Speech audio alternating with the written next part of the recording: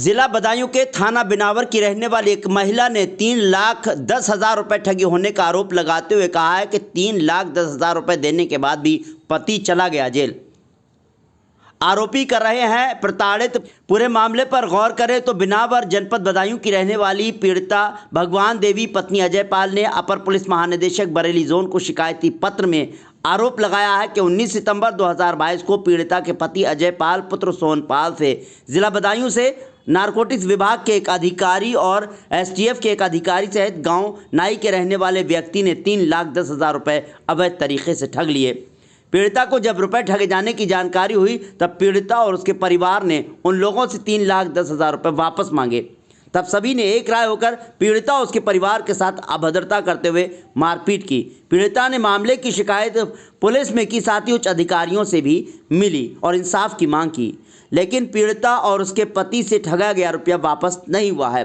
पति को जेल भेज दिया गया है और पुलिस अधिकारी लगातार उदासीनता बरत रहे हैं, ऐसा महिला का आरोप है। जबकि ठगी करने वाले पीड़िता पर मामले में अपनी शिकायती पत्र वापस लेने और समझौता करने का दबाव बना रहे हैं। समझौता न करने पर पीड़िता को झूठे मुकदमे में फंसाने की धमकी दी जा रही है।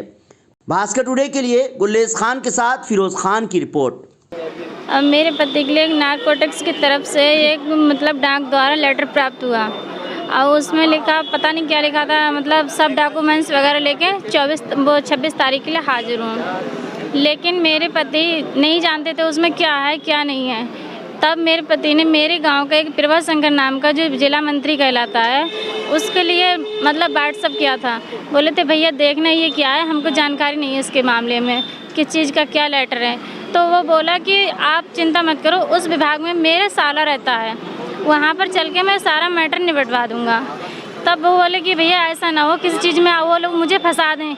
लेकिन फिर भी वो बोला नहीं आप चिंता मत करो, वहाँ पर चलो और वहाँ पे जाके मैं सारा मैटर निपटवा। लेकिन फिर भी आज 1 घंटे बाद फ़ोन करता है कि मेरे लिए दीपक शर्मा का नंबर मिल गया है, दीपक शर्मा से मेरी बात हो गई है, आप वहाँ पर चलो।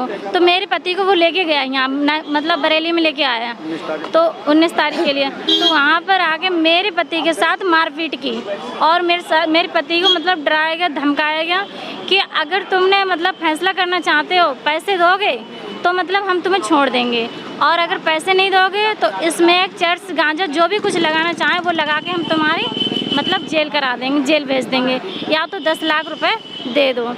10 लाख की मेरे पति से डिमांड की गई। मेरे पति डरा गए थे बहुत ज़्यादा, मेरे पति को मारा भी गया था। तो मेरे पति बोले मेरे पास भैया इतना पैसा नहीं है। तो फिर बोले नहीं अगर तुम देना चाहते हो तो दो, और नहीं दोगे तो तुम्हें सज़ा भुगतनी पड़ेगी इसकी। तब प्रभा शंकर ने आके 5 लाख में फैसला कर दिया अपने आप से, मेरे पति से बिना पूछे। तब मेरे पति ने बोले मेरे पास तो पैसा है नहीं, मेरे बिना पूछे आपने फैसला कैसे कर दिया। लेकिन फिर भी बोले नहीं वो कुछ नहीं, आपके गांव के नेता से बात हो गई है, वो कह रहा है 5 लाख दे देंगे, तो आप ये करो और वरना नहीं तो जेल जाओ। तो मेरे पति घबरा गए थे। मेरे पति के पास 10,000 रुपये थे, वो दिए। फिर ATM से 60,000 रुपये निकलवाए, वहीं से जो सर्वेश थे, सर्वेश मेरे पति के दोस्त थे, वो भी साथ में गए थे तो उनसे निकलवाए। तो वो 60,000 और वो 10,000 मिला के 70,000 हो गया, और 2,40,000 घर से मंगवाए। मेरे पति से फ़ोन कराया गया वहीं से। तो मेरे पति ने मेरे ससुर के लिए फ़ोन किया तो ससुर जी ने मेरे घर पे बताया था मुझे। तो मैंने जहाँ तहाँ से अपने घर वालों से, परिवार वालों, गाँव से जहाँ से भी मैं इकट्ठा कर सकी मैंने करके दिए पैसे। 2,40,000 रुपये मैंने घर से भेजे। उसके बाद में मेरे पति को रात के 10 या 10:30 बजे के टाइम पे छोड़ा गया। मेरे पति लगभग 11-10 बजे के टाइम पे घर पहुँचे। तब मेरे पति वहाँ गए थे तो मुझे बहुत मलाल आया। फिर मेरे पति ने उन्हें कुछ शक हुआ कि मेरे साथ ऐसा क्यों हुआ, कि जैसे हम ये काम में नहीं हैं। तो उन्होंने कहा कि जैसे मेरे साथ ठगी हुई है लग रहा है। तो दूसरे दिन के लिए, फिर अगले दिन के लिए प्रभा शंकर का फ़ोन आया। प्रभा शंकर का जब फ़ोन आया तो प्रभा शंकर बोल रहा है 2 लाख रुपए दे दो, अधिकारियों का फ़ोन आ रहा है। तो बोले भैया मेरे पास पैसे नहीं हो पा रहे हैं। बोले कुछ भी करो लेकिन उन्हें पैसे पहुंचा दो। उसकी मेरे पास रिकॉर्डिंग है, वीडियो है जिसमें उन्होंने पैसे मंजूर किए हैं, अधिकारियों से बात हुई है। तब मेरे पति बोले कि भैया मेरे पास नहीं हो पा रहे, अगर हो सके तो तुम कर दो। बोला नहीं मेरे पास नहीं है, तुम्हें करके देना होगा। तो फिर मेरे पति ने जानकारी जुटानी स्टार्ट की, उच्च अधिकारियों के लिए चिट्ठी लिखी तो वहाँ पर पता चला कि ये नोटिस फर्जी है। किस 23 तारीख के लिए फिर से मेरे पति नहीं थे, मेरे पति बरेली आए हुए थे छानबीन करने के लिए। तब हमसे जाके इन अधिकारियों ने मारपीट की और हमारे साथ गलत मतलब बदसलूकी की और हमारे कान पे पिस्तौलें रखी जाकर।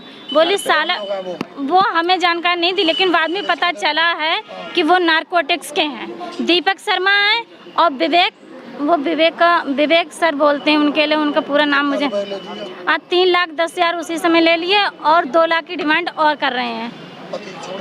पति मेरे को उसी समय छोड़ दिया था, लेकिन तब मेरे पति ने मुकदमा डाला बरेली के नारकोटिक्स के। तब मेरे पति ने मतलब इनके खिलाफ मुकदमा डाला था। उसी के तारीख के लिए मेरे पति जब जा रहे थे तारीख करने के लिए, तभी मेरे पति को रास्ते से उठा लिया बदायूं से।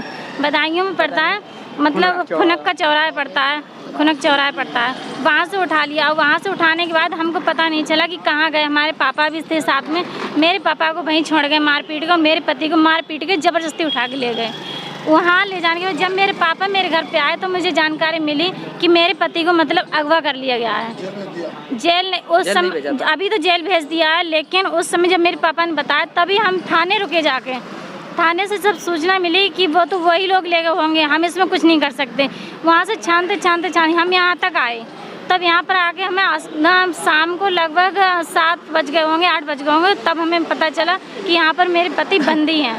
तब उनके साथ में जब वो हर अधिकारी से बोल रहे हैं कि मेरे साथ गलत हो रहा है, मेरे साथ गलत हो रहा है, मुझे किसी भी तरीके से फंसाने की कोशिश की जा रही है और मुझे ये लोग फंसा देंगे, फिर भी मेरी किसी ने जानकारी नहीं ली। लेकिन मेरे पति को उठा के जेल भेज दिया और मेरे पति को पक्की तरीके से दोषी बना दिया।